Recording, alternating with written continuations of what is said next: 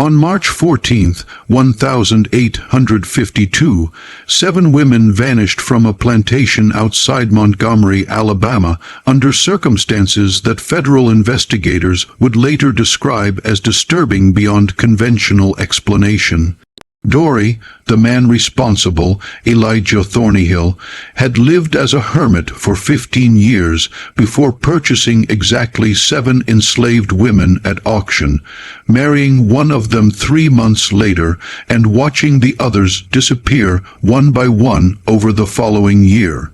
Local records show that authorities received 43 anonymous letters detailing the disappearances, yet no investigation was launched until a federal inspector arrived unannounced in September 1853.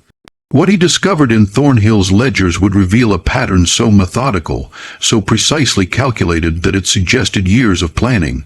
The truth behind those disappearances remained sealed in federal archives for 78 years. Before we continue with the story of Elijah Thornhill and the women who entered his property but never left, I need you to do something. Subscribe to this channel and hit that notification bell, because stories like this one, buried in forgotten documents and sealed testimonies, are what we bring to light here. And tell me in the comments, what state are you listening from right now? I want to know how far these dark histories reach, what the inspector found that September afternoon would challenge everything the community of Montgomery thought they knew about the quiet man who had lived among them for over a decade. The estate sat 3 miles west of Montgomery's main thoroughfare, accessible only by a narrow dirt road that wound through dense groves of oak and pine. Locals called it Thornhill Estate, though Elijah Thornyhill himself never used that name. To him, it was simply the property, a tract of 240 acres he had purchased in 1837 with money inherited from a textile business in Charleston. The main house was a modest 2-story structure painted white but grayed by 15 years of neglect, with 6 windows on the upper floor and 4 below, all of them shuttered even in daylight. Elijah Thornyhill was 47 years old in 1852. A tall man with stooped shoulders and gray threading through dark hair he wore longer than fashion dictated. His face was weathered, lined deeply around the eyes and mouth, and he possessed the distant gaze of someone who had stopped seeing the present moment years ago. He wore the same dark coat in all seasons, its fabric worn thin at the elbows, and boots that had been re-soled so many times the leather had lost all shape. Those who remembered him from before 1837 described a different man entirely. Joshua Petton, who operated the general store on Commerce Street, recalled Elijah as gregarious and quick to laugh, a man who attended every social gathering and donated generously to the Methodist Church. He had a wife, Margaret, and 2 daughters. Petton told the federal inspector years later, pretty little girls, maybe 8 and 10 years old. The family lived in a fine house on Court Street, right in the center of town. Then came the fire. The fire occurred on November 3rd, 1836, a date that appeared repeatedly in Elijah's journals, underlined so many times the paper had torn in places. The official report stated that the blaze started in the kitchen of the Thornhill residence around 2:00 in the morning, spreading rapidly through the wooden structure. By the time neighbors organized a bucket brigade, the entire building was engulfed. Margaret Thornyhill died in her bed on the 2nd floor. The 2 daughters, Emily and Catherine, died in the nursery they shared. Elijah survived because he had been working late in his study, a small structure separate from the main house. But there was more to the story, details that emerged slowly in the weeks following the tragedy. The fire had not been an accident. Investigators found evidence of forced entry through a rear window and traces of lamp oil in patterns inconsistent with normal household use. 3 families of enslaved people belonging to the Caldwell plantation, located adjacent to the Thornhill property, had escaped that same night. The timing was not coincidental. The fire was meant as a diversion, a way to draw attention while the escapees made their way north along routes that were just beginning to form into what would later be called the Underground Railroad. The Caldwell family never forgave the destruction the escape had caused to their neighbors. Neither did several other plantation families who saw the incident as evidence that enslaved people could not be trusted. That the abolitionist sentiment creeping south from the northern states was poisoning previously loyal workers, but more than anyone, Elijah Thornhill never forgave what had been taken from him. He disappeared from Montgomery society immediately after the funeral. He sold his Court Street property for a fraction of its value, purchased the isolated tract west of town, and withdrew completely from public life. For 15 years, he was seen only occasionally, always alone, purchasing supplies in town or conducting cotton business through intermediaries. He employed no one, his fields lay, The few visitors who made their way to his estate reported that he turned them away at the gate, speaking through the bars without opening them. What Elijah did during those 15 years of isolation remained unknown until the federal inspector examined his journals. The pages written in cramped handwriting that grew increasingly difficult to decipher as the years progressed revealed an obsession that had consumed every waking hour. He had spent those years researching, documenting, and planning. The journals contained names, dozens of them, organized into family trees that sprawled across multiple pages. Birth dates, marriage records, property transactions, business partnerships, all meticulously noted and cross-referenced. At the center of this web of information were 5 families: the Caldwells, the Harpers, the Suttons, the Bradfords, and the Reynoldses. All were prominent plantation owners in Montgomery County. All had connections, either through business or marriage, to the escape that had resulted in the fire that killed Elijah's family. And all of them had at various times owned or employed specific individuals whose names appeared again and again in Elijah's notes, circled and annotated with dates and locations. On February 28, 1852, 15 years and 4 months after the fire that destroyed his family, Elijah Thornhill emerged from his self-imposed isolation and attended a slave auction in Montgomery. It was the largest auction of the season, with over 60 people being sold to settle the estate of a bankrupt plantation owner from Selma. Elijah arrived early before most buyers had assembled and spent 3 hours examining the women available for purchase. According to the auctioneer's records preserved in the county clerk's office, Elijah purchased 7 women in a single transaction.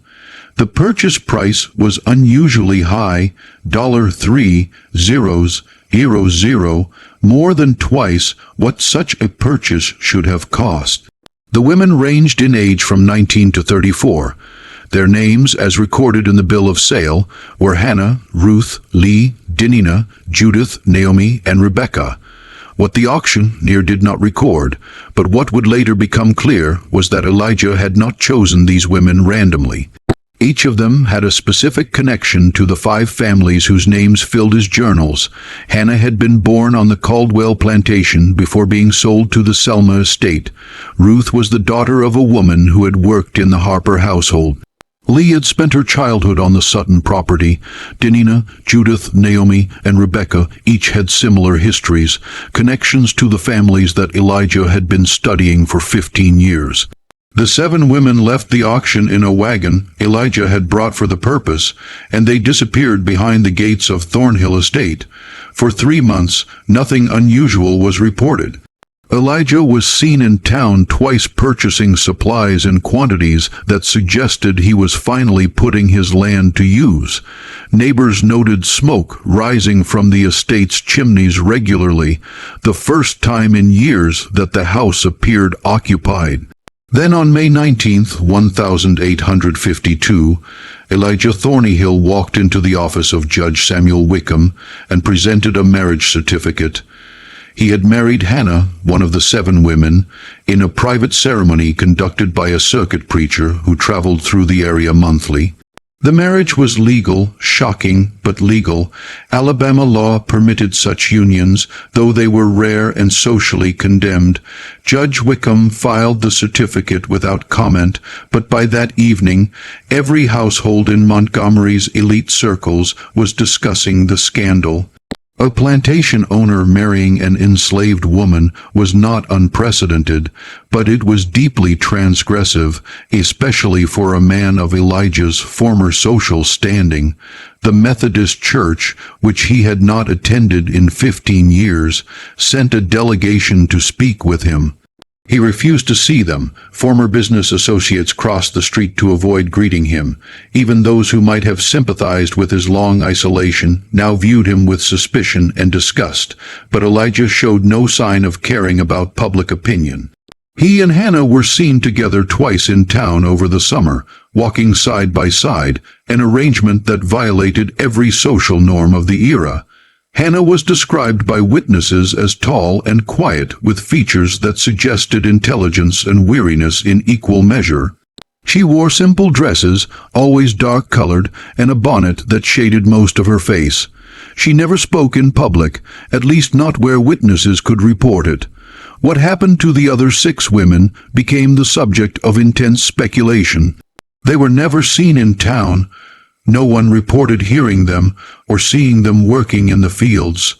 The estate remained as isolated as it had been during Elijah's years of solitude, with no signs of the activity that 7 additional residents should have produced. The first letter arrived at the marshal's office on July 2, 1852. It was written in careful script on cheap paper, unsigned, and it stated simply, 6 women are being held against their will at the Thornhill estate. They are in danger. Someone must investigate. The marshal, an elderly man named Walter Gaines, read the letter and filed it away.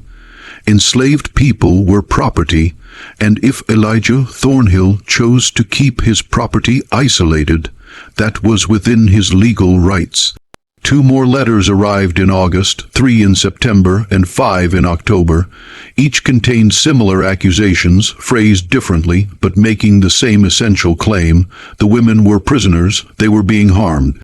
Someone needed to intervene. Marshal Gaines ignored all of them. Several prominent citizens, including members of the Caldwell and Harper families, also received anonymous letters. These were more specific, mentioning names and suggesting that the families themselves were somehow responsible for whatever was happening at the Thornhill estate. It was the letters sent to the federal office in Mobile that finally prompted action. That letter, dated November 14, 1852, contained not just accusations, but specific details about property law and interstate commerce that suggested the writer had legal knowledge. The letter argued that if Elijah Thornyhill was holding people against their will, it constituted a violation of property rights belonging to the original owners, and since the women had been purchased at an estate sale involving bankruptcy and interstate transactions, federal jurisdiction might apply. The argument was thin, barely legal, but it was enough to catch the attention of Inspector Thomas Calloway, a federal agent who had been investigating illegal slave trading operations along the Gulf Coast. Calloway was known for his thoroughness and his willingness to pursue cases that local authorities ignored. He arrived in Montgomery on September 3, 1853, 17 months after Elijah had purchased the 7 women. What Calloway discovered in the following weeks would expose a truth far more disturbing than anyone had imagined, a plan so carefully executed that it had been operating in plain sight while the entire community looked away. Inspector Thomas Calloway was not what Montgomery's establishment expected. He was 31 years old, lean and clean-shaven in an era when most men wore beards, and he carried himself with the confidence of someone who had learned not to be intimidated by wealth or social position. He had grown up in Philadelphia, the son of a printer, and had joined the Federal Marshal Service at 23, working primarily on cases involving customs fraud and illegal trade. His assignment to investigate slave trading irregularities had come about almost by accident, the result of a case involving fraudulent bills of sale that had crossed state lines. He checked into the Exchange Hotel on Commerce Street, a three-story brick building that served as the center of Montgomery's business district. The proprietor, a thin-faced man named Arnold Hughes, eyed Calloway with barely concealed suspicion. Federal agents were not common visitors to Montgomery, and their presence usually meant trouble for someone. Calloway spent his first 3 days reviewing documents at the county clerk's office. He examined the bill of sale from the February auction, property records for the Thornhill estate, and tax records going back to 1837. He also requested access to court records related to the 1836 fire, a request that raised eyebrows, but was granted after Calloway invoked federal authority under the Interstate Commerce Clause. The clerk, a young man named David Patterson, who clearly enjoyed gossip, proved to be a valuable source of information. Mr. Thornhill was a different man before the fire, Patterson said, leaning across his desk conspiratorially. Owned one of the largest cotton factor businesses in the city, had contracts with plantations all over the state. But after his family died, he just stopped, sold everything, paid off all his debts, and disappeared into that estate. My father tried to visit him once around 1840 to discuss a business matter. Said Thornhill met him at the gate with a shotgun and told him to leave and never come back. Did anyone ever investigate the fire more thoroughly? Calloway asked. The records suggest it was arson, but I don't see any arrests. Patterson shook his head. Marshal Gaines investigated for about a week, then declared it unsolvable. The enslaved people who escaped that night were never found. They probably made it to free territory, maybe Ohio or Pennsylvania. The Caldwell family pushed for a bigger investigation, but it never happened. I think people just wanted to move on, forget the whole ugly business. Calloway made notes in the small leather journal he carried. What about the women Thornhill purchased? Has anyone seen them?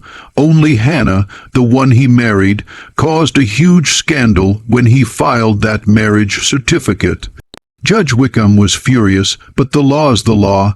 As for the others, Patterson lowered his voice further. There have been rumors.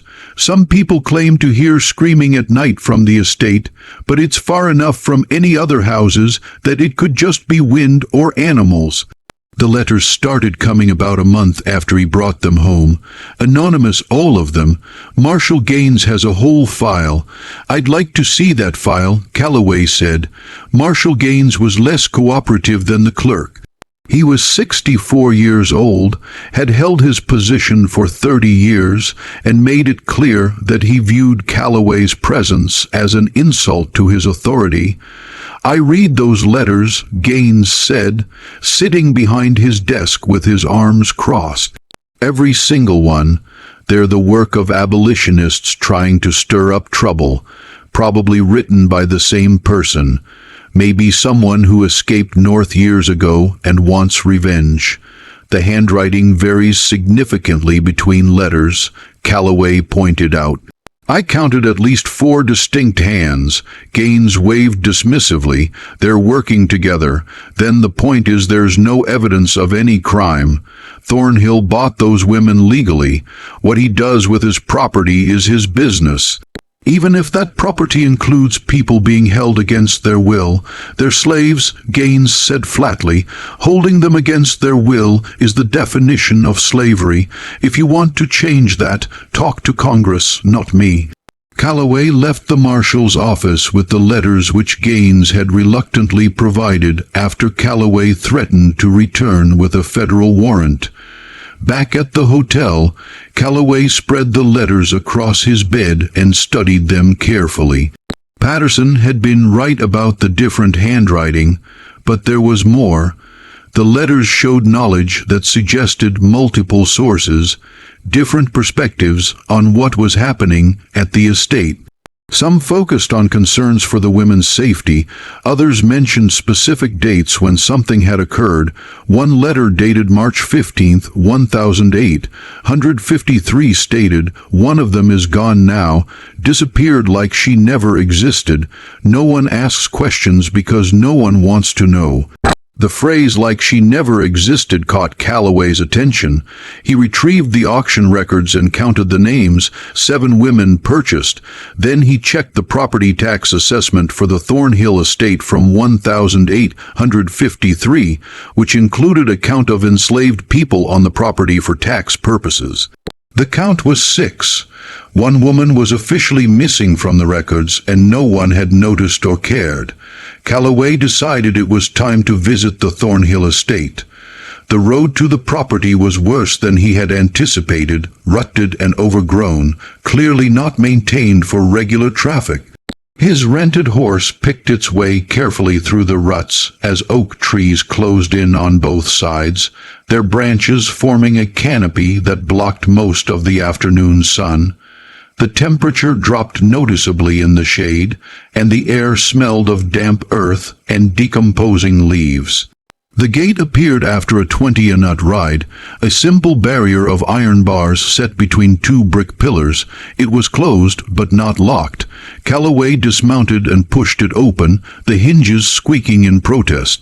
The house stood another 100 red yards down the path, exactly as described, white paint gone gray, shutters closed, and a general air of abandonment despite the smoke rising from one of the chimneys. As Calloway approached, the front door opened. Elijah Thornhill stepped out onto the porch, and Calloway's first impression was of a man who had aged far beyond his 48 years. Elijah was gaunt, his dark coat hanging loosely on a frame that had lost considerable weight. His hair was completely gray now, pulled back and tied at the nape of his neck, but his eyes were sharp, focused, and they tracked Calloway's every movement with an intensity that was almost predatory. "Inspector Calloway," Elijah said. His voice was rough, as if from disuse. "I was wondering when you would arrive." Calloway stopped at the base of the porch steps. "You were expecting me. Someone like you eventually." Elijah descended the steps slowly, keeping his hands visible. The letters would eventually reach someone who cared enough to investigate. "I'm surprised it took this long. Did you write the letters yourself?" "No." Elijah stopped 3 FT from Calloway. "But I know who did. Several people, actually, each with their own reasons for wanting attention brought to this place.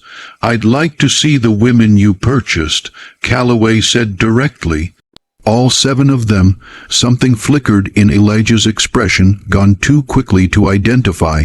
"Of course, though I should correct you, there are only 6 women here, plus my wife Hannah. One of the original 7 died of fever last March.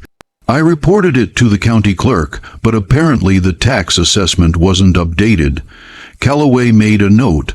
"I'll need to see the death certificate. I don't have one. She was buried on the property. Circuit preachers don't issue death certificates for slaves." "Inspector, you know that. It was true, technically, though it was convenient for Elijah's story. Then I'll need to see where she's buried, of course. But first, meet the others. They're working in the back of the house." Elijah led Calloway around the side of the building along a path of packed dirt that showed recent foot traffic. The backyard was larger than Calloway had expected, perhaps an acre of cleared land with several structures, a smokehouse, a root cellar with sloped doors, and a long, low building that might have been servants' quarters. 6 women were visible, 3 working in a vegetable garden near the tree line, 2 carrying water buckets from a well, and 1 hanging laundry on a line stretched between 2 posts. They all looked up when Elijah and Calloway appeared, and Calloway saw the same expression on each face. Fear, not the routine weariness that enslaved people showed around white strangers, but acute, immediate fear. One of the women near the well dropped her bucket, water sloshing across the ground.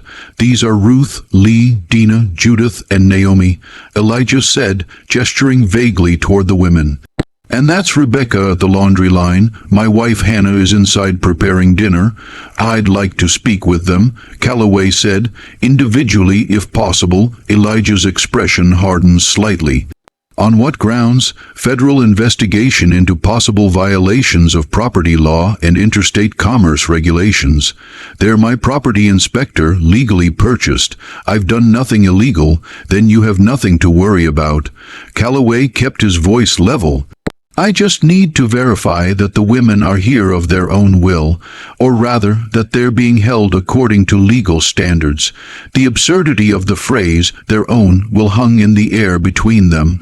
Both men knew that enslaved people had no legal will, but the fiction had to be maintained. Elijah considered for a long moment, then nodded slowly. "You may speak with them, but I'll be present for the conversations. That's not acceptable. Then you'll need a warrant, Inspector, and given that I've committed no crime, I doubt you'll get one from Judge Wickham." He was probably right. Calloway shifted his approach. "Let me speak with your wife, then. Surely you have no objection to me speaking with Hannah." Elijah's jaw tightened, the first real sign of emotion Calloway had seen. "Hannah is my wife. She has nothing to do with your investigation. She's one of the 7 women purchased at auction. Therefore, she's directly relevant." For several seconds, Elijah didn't move. The women in the yard had gone completely still, watching the confrontation with expressions that suggested they understood exactly what was at stake. Then Elijah turned abruptly and walked toward the house. "Come inside, Inspector. You can speak with Hannah in the parlor. 5 minutes, no more."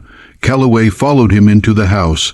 The interior was dim, lit only by a few windows where shutters had been partially opened. The furniture was sparse but well made. A settee, 2 chairs, a small table. Everything was meticulously clean, but worn as if it had been in use for decades without replacement. The air smelled of wood smoke and something else, a bitter herbal scent Calloway couldn't identify. Hannah emerged from what must have been the kitchen. She was tall, as the witnesses had described, with dark skin and features that suggested mixed African and indigenous heritage. She wore a simple gray dress with a white collar, and her hair was pulled back beneath a blue headscarf. Her eyes met Calloway's for just a moment before dropping to the floor, a gesture of submission that seemed practiced. "Hannah, this is Inspector Calloway," Elijah said. "He wants to ask you some questions." "You're to answer truthfully." "Yes, sir," Hannah said quietly. Elijah positioned himself near the doorway, close enough to hear every word, but far enough to maintain the pretense of privacy. Calloway sat in one of the chairs and gestured for Hannah to take the settee. She sat on the edge of the cushion, hands folded in her lap, posture rigid. "How long have you been here, Hannah?" Calloway asked gently. "Since February of last year, sir. 1 year and 7 months. And you married Mr. Thornyhill 3 months after arriving." "Yes, sir." "Was that your choice?" Hannah's eyes flickered toward Elijah, then back to her hands. "He asked me to marry him, sir. I said yes. Were you afraid of what might happen if you refused?" Elijah's voice cut across the room. "Inspector, you're leading the witness." Calloway ignored him. "Hannah, are you here against your will? Do you want to leave?" For the first time, Hannah looked directly at him, and what Calloway saw in her eyes was not fear, but something far more complex: exhaustion, resignation, and something that might have been bitter amusement. "I'm a slave, Inspector. I go where I'm told and do what I'm told. My will doesn't enter into it, but you're also Mr. Thornhill's wife. That gives you certain legal protections, does it?" Hannah's voice remained quiet but carried an edge now. "I wasn't aware that marriage changed the color of my skin or the law of this state." Calloway leaned forward. "If something illegal is happening here, I can help, but I need you to tell me the truth." Hannah was silent for a long moment. Then she said very carefully, "Nothing illegal is happening here, Inspector. Everything Mr. Thornhill has done is within the law. You can verify that yourself." The phrasing was odd, deliberate. Calloway heard what she wasn't saying as clearly as what she was. Legal and moral were not the same thing. "What happened to Rebecca?" Calloway asked suddenly. "The seventh woman." Hannah's expression didn't change, but her hand tightened in her lap. "She took sick last March. Fever. She died within a week. We buried her in the woods. I'd like to see the grave, of course," Elijah said from the doorway, "as I offered earlier. But first, Inspector, your 5 minutes are up." Calloway stood reluctantly. He'd learned something, though he wasn't sure what yet. Hannah's careful wording, the fear on the other women's faces, the single missing woman who had conveniently died of fever, all of it suggested something was deeply wrong at the Thornhill estate. But wrong and illegal were different standards, especially in Alabama. In 1853, Elijah led him back outside and across the yard toward the tree line. The 6 women had returned to their work, but Calloway could feel them watching as he passed. None of them spoke or made eye contact. The grave was 100 yards into the woods, marked by a simple wooden cross with no name. The earth was settled, suggesting the burial had occurred months ago, as claimed. Calloway examined the site carefully, but found nothing suspicious. If Rebecca had died of fever and been buried here, this is exactly what it would look like. Satisfied, Elijah asked. "Not remotely," Calloway said, "but I'll need more evidence before I can proceed. I'll be staying in Montgomery for the foreseeable future. I may return with additional questions. You're welcome anytime, Inspector. As you can see, I have nothing to hide." But as Calloway rode back toward Montgomery, with the afternoon sun slanting through the trees and the sounds of the estate fading behind him, he knew that Elijah Thornhill was hiding something. The question was what, and whether it was illegal enough to justify federal intervention. The answer would come from an unexpected source, one of the women from the estate, speaking through words she had written months ago, waiting for someone to find them. Inspector Calloway spent the next week conducting interviews throughout Montgomery. He spoke with the auctioneer who had sold the 7 women to Elijah, with merchants who had supplied the estate over the past year, with neighbors whose property bordered Thornhill land, and with members of the 5 families whose names appeared repeatedly in connection to the 1836 fire. The auctioneer, a heavy-set man named Porter Williams, remembered the transaction clearly. "Never seen anything like it," Williams said. Sitting in his office above a tobacco shop, man comes in, looks at every woman we have available, then picks 7 specific ones and pays premium price without negotiating. Usually buyers want to haggle, especially for that many at once, but Mr. Thornhill just counted out the money and asked for immediate transfer of ownership, had a wagon waiting outside. Did he explain why he wanted those particular women? William shook his head, didn't ask, frankly didn't care. A sale's a sale. Though I did notice he spent a long time talking to each of them before making his decision. Asked them questions about their history, where they'd worked, who their families were. Most buyers don't bother with that kind of detail. Did the women seem afraid of him? No more than they were afraid of everyone else. They were being sold, Inspector. Fear was the primary emotion in that room, regardless of Who was buying? The merchants provided similar stories. Elijah had been a regular customer since the previous February, purchasing supplies in quantities that suggested he was finally putting his land to use. Flour, sugar, salt, lamp oil, fabric, tools, seeds. Nothing unusual except the quantities, which were larger than needed for 8 people, but not suspiciously so. The neighbors were less helpful. The nearest property was 3/4 of a mile away, owned by a farmer named Douglas Pritchard, who grew tobacco and raised hogs. "Don't see much from over there," Pritchard said. "The trees are too thick, and I mind my own business. Heard he married one of his slaves, which is his affair, not mine. Haven't heard any screaming or seen anything suspicious, if that's what you're asking." "You're sure? No unusual sounds at night?" Pritchard hesitated. "Well, there was one night, maybe back in April or May, heard something that might have been a woman crying, but it was far off, could have been an animal, didn't last long. Mentioned it to my wife and she said it was probably just an owl. We let it go." The conversations with the 5 families proved most interesting, particularly because of what they refused to say. Richard Caldwell, patriarch of the Caldwell plantation, received Calloway in a drawing room, that riar of cigar smoke and old money.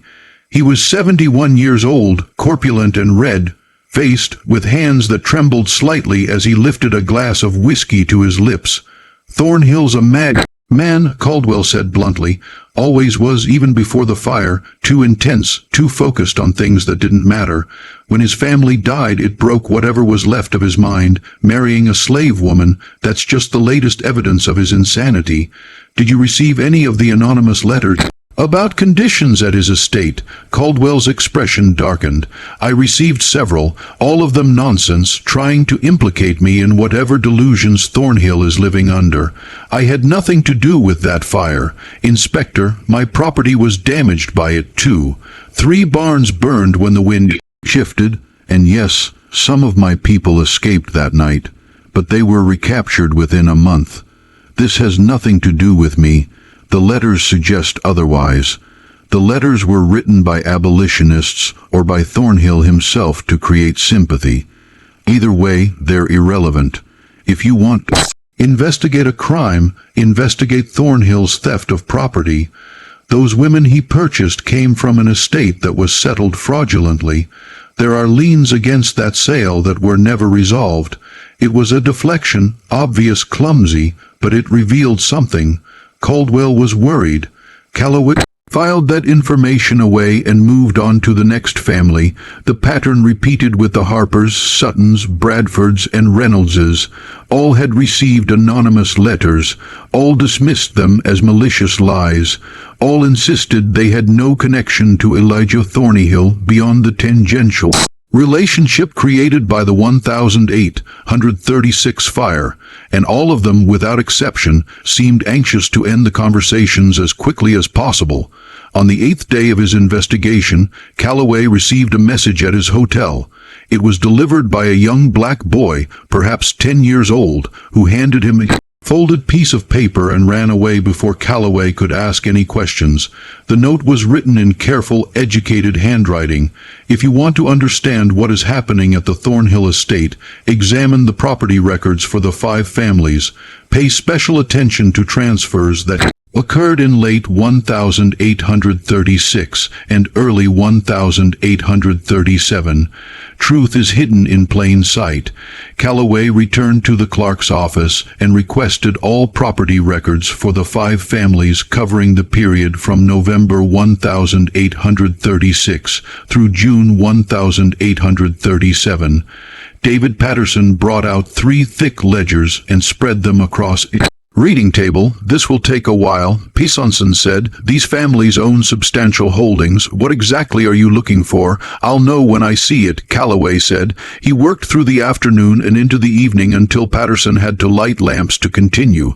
The records were dense and difficult to parse, filled with legal language and abbreviations that required Patterson's help to understand. But slowly, a pattern emerged. In the 6 months following the fire, all 5 families had conducted significant property transfers. The Caldwells had sold 3 enslaved people to Plantation in Georgia, the Harpers had sold 5 to a buyer in Louisiana. The Suttons, Bradfords, and Reynoldses had conducted similar transactions, each selling or transferring small numbers of enslaved people to distant locations. Individually, the transactions were unremarkable. Plantation families bought and sold slaves regularly, often for financial reasons or to break up families as punishment. But taken together, the pattern suggested something else. The 5 families had been systematically removing specific people from their properties and sending them where they couldn't be questioned about what had happened the night of the fire. Calloway made a list of names from the transfer documents, then cross-referenced them with the names in Elijah's journals, which he had retrieved from the estate during his first visit. The overlap was striking. Nearly every person the 5 families had sold or transferred in early 1837 appeared somewhere in Elijah's meticulous research notes, but there was more. Among the names were family relationships that connected back to the 7 women Elijah had purchased in 1852. Hannah's mother had been owned by the Caldwells and transferred to Georgia in January 1837. Ruth's grandmother had worked for the Harpers and been sold to Louisiana. Lee, Denina, Judith, Naomi, and Rebecca all had similar connections, familiar links to people who had been present on or near the properties the night of the fire, and then quickly removed. Elijah hadn't chosen these 7 women randomly. He had selected them because of who their families were, because of what those families might have known about the events of November 3rd, 1836. The next morning, Calloway returned to the Thornhill estate unannounced. Elijah was working in the vegetable garden, tying up tomato plants with strips of cloth. He looked up as Calloway approached, but didn't stop working. Back so soon? Inspector, I thought our business was concluded. I'd like to see your journals, Calloway said, the ones you kept during your 15 years of isolation. Elijah straightened, slowly wiping soil from his hands. My journals are private property, Inspector. You have no legal right to them. I'm not asking for a right. I'm asking for cooperation. Unless you'd prefer I return with federal marshals and a warrant that allows me to search every inch of this property. The threat hung in the air between them. Elijah studied Calloway's face for a long moment, then nodded toward the house. Come inside. The study was on the 2nd floor, a small room with a single window overlooking the backyard. Shelves lined 3 walls filled with ledgers, journals, and loose papers, organized in stacks tied with string. A desk sat beneath the window, its surface covered with maps of Montgomery County and the surrounding region. Elijah pulled a wooden chair away from the desk and gestured for Calloway to sit. These are 15 years of my life, Elijah said quietly, running his hand along one shelf. Every day documented, every detail recorded. What exactly do you hope to find? The truth about why you bought those 7 women. Elijah selected 3 journals from the shelf and placed them on the desk. Then read, Inspector, but understand that what you find won't change anything. I've broken no laws. Calloway opened the first journal and began to read. The entry started in late November 1836, just days after the fire. The handwriting was shaky at first, the words of a man in acute grief. Margaret is gone. Emily is gone. Catherine is gone. The house is ash. I have nothing left but questions and the need for answers. The entries that followed chronicled Elijah's descent into obsession. He had hired investigators, interviewed witnesses, and spent weeks reconstructing the events of that night. The escape from the Caldwell plantation had been planned for months, coordinated by an unknown organizer who had connections throughout the network of plantations in Montgomery County. The fire at Elijah's house had not been an accident or collateral damage. It had been deliberate, set by someone who knew the layout of his property and understood that the fire would serve as a distraction while the escapees made their way north. But who had set it? The investigators had found no clear evidence, and the Caldwell family had pressured authorities to close the case quickly. Too many questions about the escape might reveal uncomfortable truths about security. on their own plantation about the possibility that some of their trusted workers had been planning rebellion. Elijah's journal showed that he had continued investigating long after official channels had given up. He had spent months, then years, tracking down anyone who might have information. He had interviewed field workers, house servants, overseers, and free black residents of Montgomery who might have heard rumors. Slowly, painfully, he had assembled a picture of what had happened. The escape had been organized by a network that included both enslaved people and free black residents of the area. The fire at Elijah's house had been set by 3 individuals, 2 men and 1 woman, all of whom had worked on properties belonging to the 5 families. The woman had worked in the Caldwell house. 1 man had been employed by the Harpers. The other had belonged to the Reynolds family. All 3 had escaped that night and were never recaptured, but Elijah had learned their names, Samuel, Marcus, and Dinah, and more importantly, he had learned the names of their family members who remained in the area, people who might have known about the plan, who might have helped, who carried the guilt of what had been done to his family. Calloway looked up from the journal. "You've been tracking their descendants, their children, their siblings, their cousins," Elijah confirmed. "Anyone who might carry the knowledge of what happened, anyone who might have heard confessions or seen evidence, and the 7 women you purchased are all related to the people who escaped that night. Not all of them, but most." Elijah's voice was flat, emotionless. "Hannah is the niece of Dinah, the woman who set the fire. Ruth's father was Samuel's brother. Lee's mother was Marcus's cousin. Connections are there, Inspector, documented in records across 3 counties. I spent 15 years finding them, so this is revenge," Calloway said. "You bought these women to punish them for what their relatives did." Elijah's expression didn't change. "I bought them to learn the truth. Their family carry stories, memories passed down through generations. I needed to hear those stories, and did they tell you what you wanted to know?" For the first time, something like pain crossed Elijah's face. Some of them. Hannah knew more than the others. Her Aunt Dinah had told her family about that night before she escaped north. The fire was supposed to be a distraction, nothing more.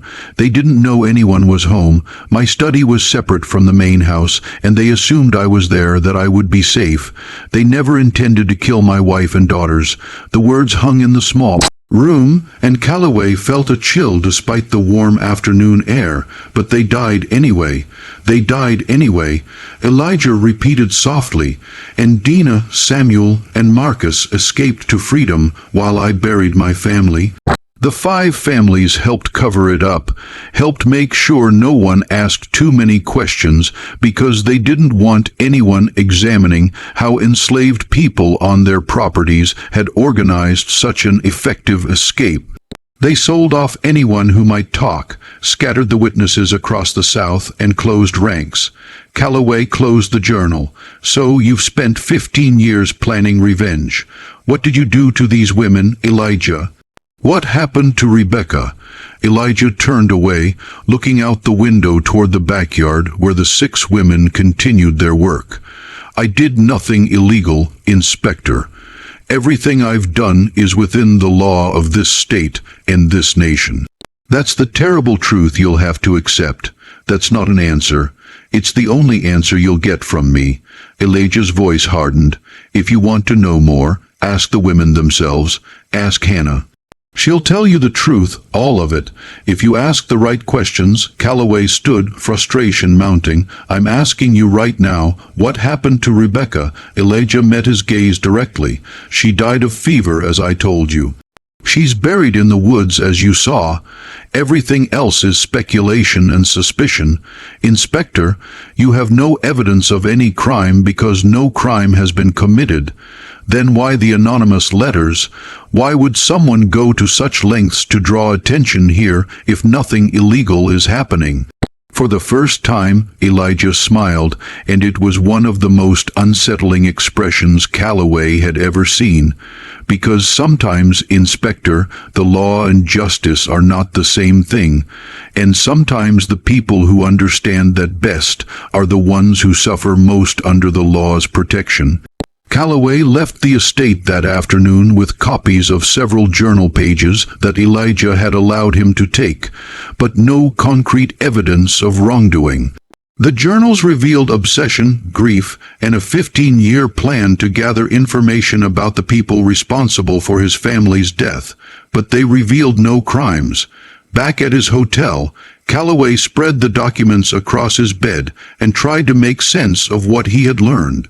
Elijah had purchased 7 women connected to the families of those who had escaped in 1836. He had married one of them. One had died under mysterious circumstances. The others remained on his property, clearly afraid, but not physically harmed in ways that left evidence. What was Elijah's real plan?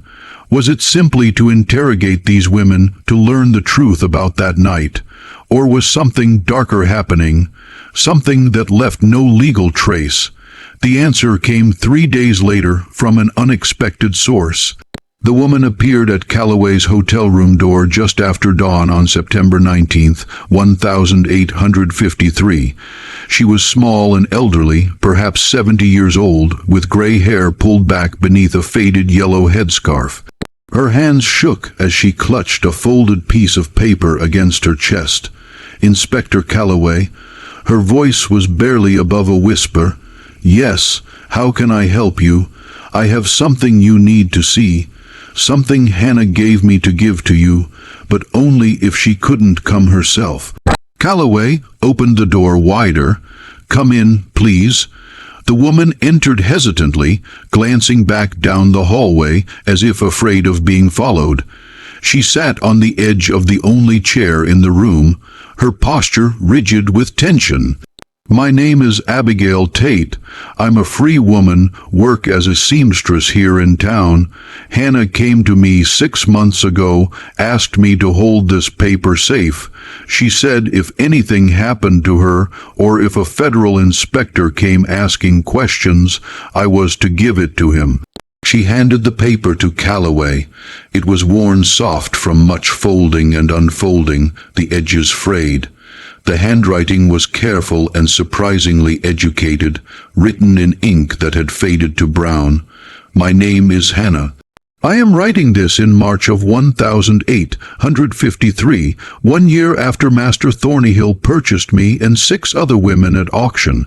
I am writing this because I believe I may not survive what is happening here, and someone needs to know the truth. Master Thornyhill is not a cruel man in the way most people understand cruelty. He does not beat us or starve us. The house is comfortable. We have adequate food and clothing, but we are prisoners in ways more terrible than chains. He married me 3 months after we arrived because he needed a wife to make his plan appear normal to the community. But the marriage is a performance. He has never touched me as a husband touches a wife. He has never raised his voice to me, but every day he asks questions about my Aunt Dina, about what she told my mother before she escaped north, questions about the night of the fire, about who knew what and when. Questions about the other families, about connections between workers on different plantations, about how information traveled through the community. At first, I tried not to answer. Then I realized that resistance was pointless. He already knew most of what he asked. He had spent 15 years researching, documenting, building a picture of that night and the network of people who made the escape possible. He only wanted confirmation, details, the human stories behind the facts he had collected. So I told him everything I knew about my Aunt Dina, about how she had been part of the planning for months, about how the fire was meant only as a distraction, about how she never forgave herself for the deaths of Master Thornhill's wife and daughters. I told him about the 5 families and how they had covered up the escape to protect their own reputations. I told him every story my mother had told me, every rumor I had heard, every connection I knew. And when I was finished, he thanked me. Then he brought Ruth to his study and began asking her the same questions. We are not here to be punished. I realized we are here to be documented. Master Thornhill is creating a record of what happened, told through the voices of those whose families were involved. He treats us well because he needs us healthy and clear-minded. He married me because he needed someone he could trust to help him with his work. But Rebecca refused to cooperate. She would not speak to him, would not answer questions. She said that her grandmother had fled north, and she would not betray her memory by helping the man whose family had been killed in that escape. Master Thornyhill did not force her. He did not punish her. He simply stopped feeding her. It happened slowly. First her portions became smaller. Then she was given only bread and water. Then for 3 days nothing at all. We tried to share our food with her, but Master Thornyhill watched us constantly. Any food we gave her was taken from our own portions. The next day, Rebecca became weaker. She begged him to let her speak, to tell him what he wanted to know. But by then, she was too weak to remember clearly. The fever came soon after, brought on by starvation and despair. She died on March 11th, 1853. We buried her in the woods. Master Thornyhill conducted a brief service, reading from the Bible as if she had died naturally. And in the eyes of the law, perhaps she had. He never struck her. He never denied her water. He simply withdrew food, which is within his legal right as her owner. This is what Master Thornyhill does. He operates within the law while destroying us from the inside. He uses our own fear, our own hunger, our own desperation as weapons, and there is no crime in any of it. I am writing this because I believe others may follow Rebecca's path. Lee has been asking questions, wondering why we must tell him everything, whether we might be feeding his obsession rather than satisfying it. Denina has been silent for 3 weeks now, refusing to speak. I fear for them both. If you are reading this, Inspector Calloway, or whoever you are, know that Master Thornhill has committed no crime under the laws of Alabama or the United States. But he has created a hell that operates within those laws, a prison built from legal rights and property ownership. We are not beaten or worked to death. We are simply erased one by one through methods that leave no evidence. I do not know if there is anything you can do to stop him, but at least now someone will know the truth. The letter was signed with Hannah's name and dated March 17th, 1853, 6 months before Calloway had arrived in Montgomery. He looked up at Abigail Tate, who was watching him with eyes that held both hope and despair. Why didn't Hannah come to me herself? She can't leave the property. Abigail said, Master Thornhill doesn't lock the doors or chain anyone, but he watches constantly, and she's afraid. If he knew she had written this, if he knew she had given it to me, he would withdraw her food as well. Calloway finished grimly. Abigail nodded. She said, You seemed like a man who wanted to help, but she also said you were bound by the law, just like Master Thornhill. She didn't know if this letter would make any difference, but she had to try. Calloway read the letter again, his mind racing through legal precedents and federal statutes. Starvation as a method of control was not explicitly illegal when applied to enslaved people. Property owners had the right to discipline their property as they saw fit, within extremely broad boundaries, as long as Elijah didn't kill anyone outright, as long as he could claim that any deaths were natural consequences of illness or refusal to eat rather than deliberate starvation. He was operating within legal bounds, but there had to be something, some angle of approach that would allow federal intervention. Abigail, I need you to do something for me. Calloway said carefully, I need you to get a message to Hannah. Tell her I'm going to return to the estate this afternoon, and I need to speak with her privately. Tell her to find a way to be alone away from Elijah, even if only for a few minutes. How will she manage that? I don't know, but if she's as intelligent as this letter suggests, she'll find a way. Abigail left through the back entrance of the hotel, and Calloway spent the next 3 hours preparing his approach. He needed evidence that would hold up in federal court, something that demonstrated clear violation of property rights or interstate commerce laws. Anna's letter was powerful testimony, But it wasn't enough on its own. He needed physical evidence, witnesses, something concrete. He arrived at the Thornhill estate at 2:00 in the afternoon. Elijah was working in the smokehouse, preparing meat for winter storage. He looked up as Calloway approached, his expression neutral. "Back again, Inspector. I'm beginning to think you enjoy our conversations. I need to speak with Hannah again, alone this time, without you present." Elijah set down the knife he had been using. "On what grounds?" "On the grounds that, as your legal wife, she has rights that transcend property law.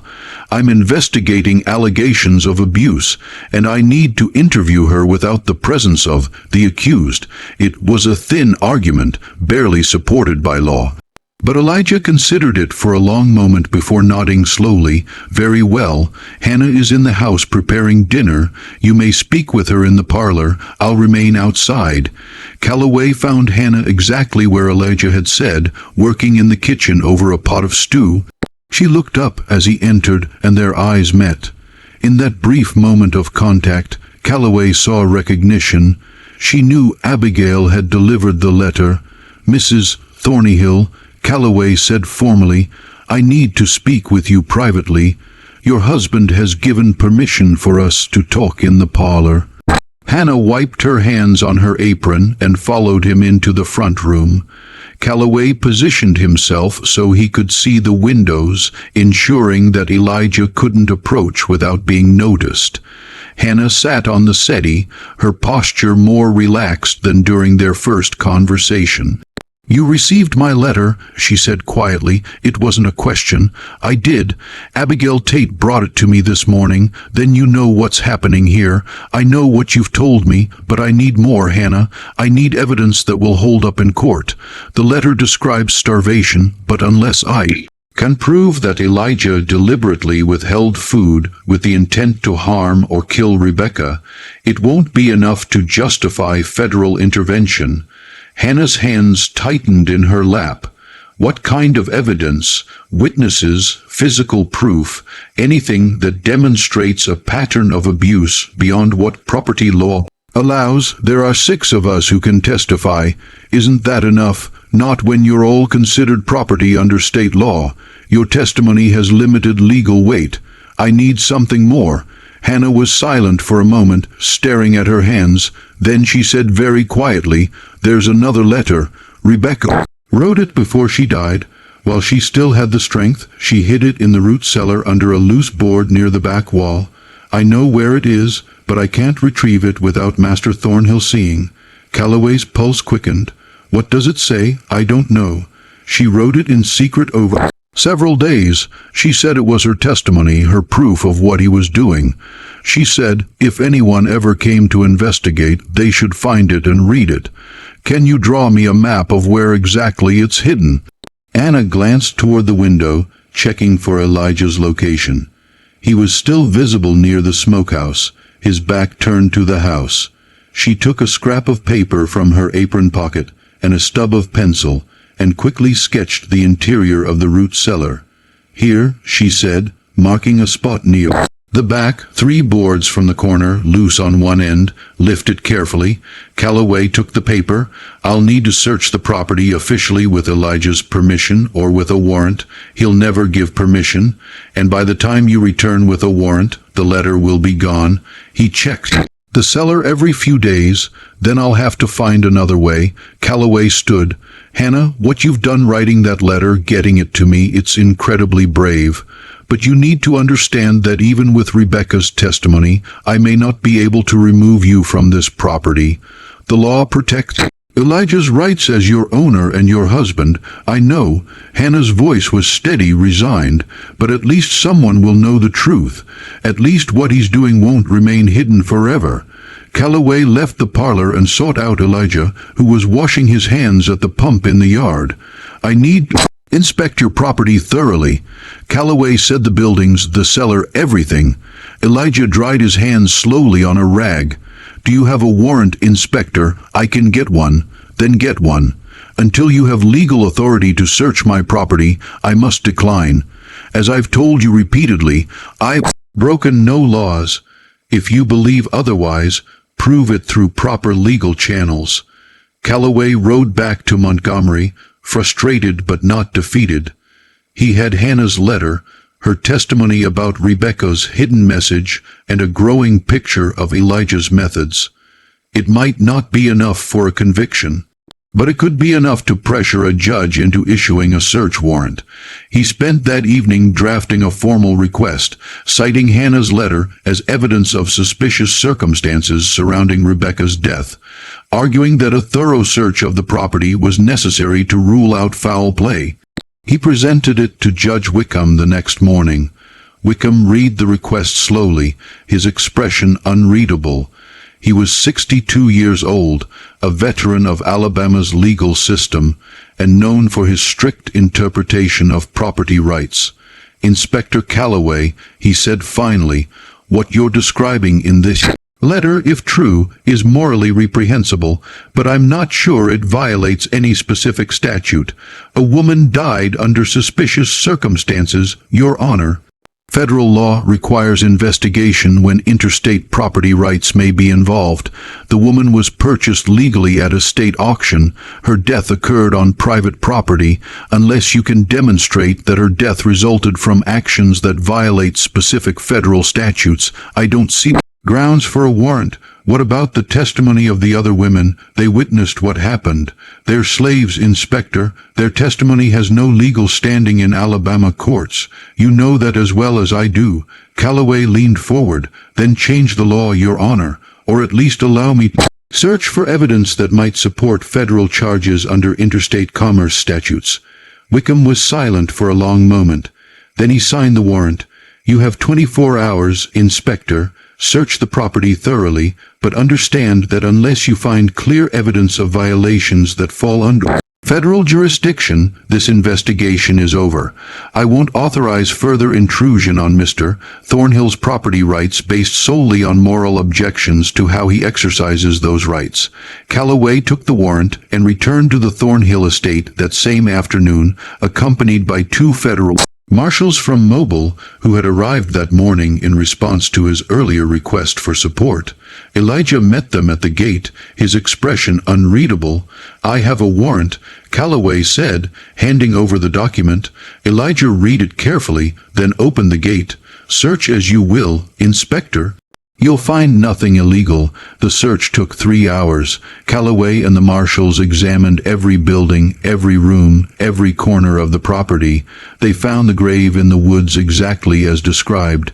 They searched the house, the smokehouse, the servants' quarters, and finally they searched the root cellar. The space was dark and cool, lit only by the lamp.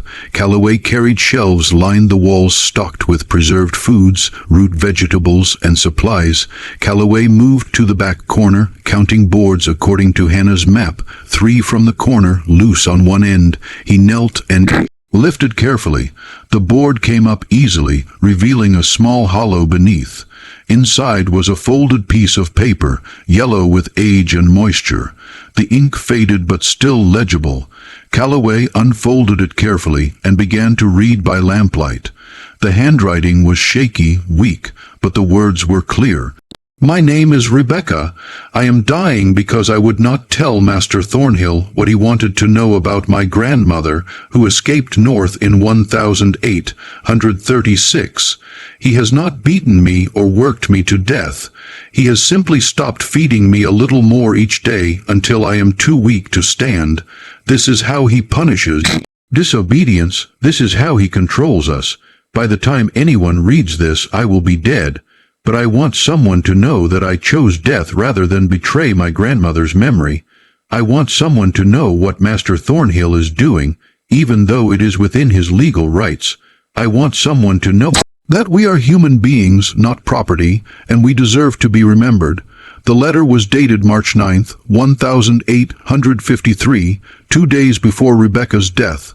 According to Hannah's letter, Calloway climbed out of the cellar with the document in his hand, his mind racing through legal precedents. This was evidence of deliberate starvation, written testimony from the victim herself. But was it enough? Rebecca had acknowledged in her own words that Elijah operated within his legal rights. She had admitted to refusing to cooperate with his demands. In the eyes of Alabama law, Elijah had been exercising his property rights, disciplining a disobedient slave through withholding of food. But perhaps, just perhaps, there was an angle. Calloway found Elijah standing near the house watching the search with an expression of patient tolerance. I found Rebecca's letter. Calloway said her testimony about how you starved her to death. I didn't starve her, Elijah said calmly. I reduced her rations as punishment for disobedience. She died of fever, weakened by her own refusal to eat what little she was given. The law allows owners to discipline their property as they see fit. The law also has boundaries. Even in Alabama, deliberate starvation that results in death could be considered destruction of property belonging to the estate that sold her to you. That crosses into federal jurisdiction under interstate commerce law. It was a stretch barely supported by precedent, but Elijah's expression tightened slightly. You're reaching, Inspector, maybe, but I have 2 letters now. Written testimony from women who were present and probable cause to arrest you pending further investigation. You can come voluntarily, or I can have the marshals take you by force. For a long moment, Elijah didn't move, then he nodded slowly. I'll come voluntarily, but this will never go to trial, Inspector. You know that as well as I do. No judge in Alabama will convict a white man for how he disciplines his property. We'll see, Calloway said. But as the marshals led Elijah away, he knew the man was probably right. The trial of Elijah Thornhill began on November the 2nd, 1853, exactly 17 years and 1 day after the fire that had killed his family. It was held in federal court in Mobile, presided over by Judge Harrison Carmichael, one of the few federal judges in the region with a reputation for occasionally ruling against property owners in cases involving clear abuse. The courtroom was packed with spectators drawn by the sensational nature of the case. A white man on trial for starving his own slave to death, accused based on letters written by enslaved women. The prosecution, led by Calloway and a federal attorney named Robert Ashton, built their case around Rebecca's letter and Hannah's testimony about the systematic way Elijah had interrogated and controlled the 7 women.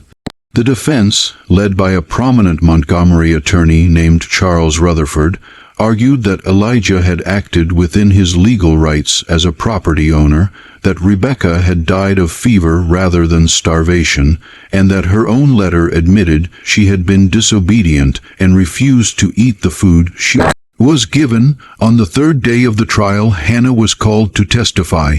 It was highly unusual for an enslaved person to testify in any court, let alone federal court. But Judge Carmichael had ruled that as Elijah's legal wife, Hannah had limited standing to provide testimony about events in her household. She took the stand wearing a simple blue dress, her hair pulled back beneath a white headscarf. Her voice was steady as she answered Ashton's questions about life on the Thornhill estate, about the questions Elijah asked, about the fear that permeated every day, about watching Rebecca grow weaker until she died. Then came the defense's cross-examination. Rutherford stood and approached Hannah with an expression of practiced sympathy. Mrs. Thornhill, you've described your husband as controlling and obsessive. Yet he married you, gave you his name, made you the mistress of his household. Why would he do that if his only goal was to punish you? Hannah met his gaze steadily. He married me because he needed someone who could help him with his work, someone he could trust to organize the others to ensure they cooperated with his questions. He chose me because I was willing to tell him what he wanted to know. So you cooperated willingly. I cooperated to survive. And did your husband ever strike you, deny you food, treat you cry in any physical way? No. Did he provide adequate shelter, clothing, and food for you and the other women? Yes, then what precisely was cruel about his treatment? What law did he violate? Anna was silent for a moment. Then she said very carefully, he violated no law. That is the horror of it. Everything he did, every method he used to control us, to break Rebecca's spirit, to make us prisoners in that house, all of it was legal. The law protects his right to own us, to discipline us, to do whatever he wishes with us, as long as he doesn't destroy us outright.